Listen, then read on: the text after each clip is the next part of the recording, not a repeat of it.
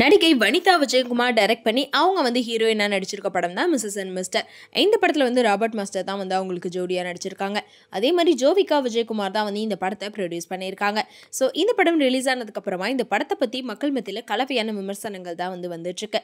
அது மட்டும் இல்லாமல் இந்த படத்துக்காக வந்து நிறைய ப்ரமோஷனுமே வந்து வனிதா விஜயகுமார் பண்ணிட்டு இருக்காங்க. அதை தொடர்ந்து இப்போ ரீசெண்டாக இன்னொரு சர்ச்சையிலுமே மாட்டியிருக்காங்க.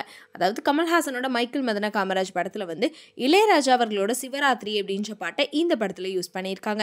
ஸோ அதுக்கு இளையராஜா அவர்கள் வந்து இவங்க மேலே கேஸுமே போட்டிருக்காரு. அதாவது இந்த பாட்டை என்னோட பெர்மிஷன் இல்லாமல் வந்து இந்த படத்தில் யூஸ் பண்ணியிருக்காங்க. ஸோ ஒன்று படத்துலேருந்து பாட்டு தூக்கணும், இல்லைனா எனக்கு நஷ்ட ஈடு கொடுக்கணும் அப்படின்னு சொல்லி கேஸ் போட்டிருக்காரு.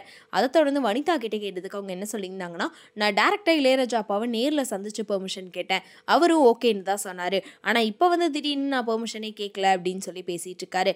அவரே வந்து சொல்லியிருக்காரு, இந்த மாதிரி என்கிட்ட வந்து நேரில் வந்து பெர்மிஷன் கேட்டிங்கன்னா எனக்கு காசு கூட தேவை கிடையாது, நானே கொடுத்துருவேன்னு தான் சொன்னார். அதை தான் நானும் பண்ணியிருக்கேன். அது மட்டும் இல்லாமல் இளையராஜா வந்து என்னோட கடவுள் மாதிரி, அவர் இசைக்கே வந்து கடவுள் தான். ஸோ அப்படி இருக்கப்போ கடவுள் வந்து நம்ம மேலே கோச்சுக்கிட்டா என்ன பண்ண முடியும், எவ்வளோ கஷ்டமாக இருக்கும் அப்படின்னுமே சொல்லியிருப்பாங்க. அது மட்டும் இல்லாமல் நான் இளையராஜா வீட்டுக்கு மருமகளாக போக வேண்டியவை, இதை விட என்னால் எதுவும் சொல்ல முடியாது அப்படின்னு சொல்லி ரொம்பவே அழுது பேசியிருப்பாங்க. ஸோ அதை தொடர்ந்து எல்லாருமே வந்து இளையராஜா வீட்டுக்கு மருமகளாக போக வேண்டியவங்களா, அப்போ இளையராஜாவோட எந்த பையனை அவங்க வந்து மேரேஜ் பண்ணுறதா இருந்துச்சு, அந்த மேரேஜ் எப்படி நின்றுச்சு அப்படின்னு சொல்லி நெட்டிசன்கள் எல்லாமே கேள்வி எழுப்ப ஆரம்பிச்சிட்டாங்க.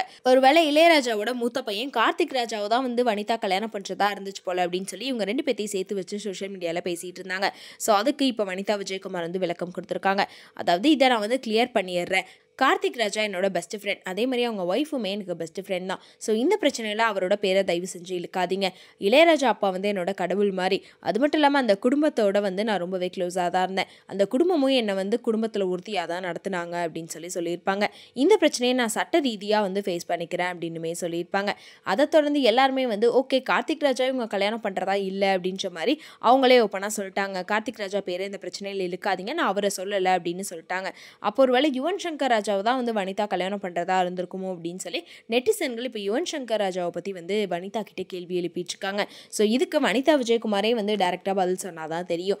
ஸோ இந்த பிரச்சனை தான் இப்போ சோஷியல் மீடியா ஃபுல்லாகவே செம்ம ட்ரெண்டாக போயிட்டுருக்கு. இதை பற்றி நீங்கள் என்ன நினைக்கிறீங்க அப்படின்றத கமெண்ட்டில் சொல்லிடுங்க.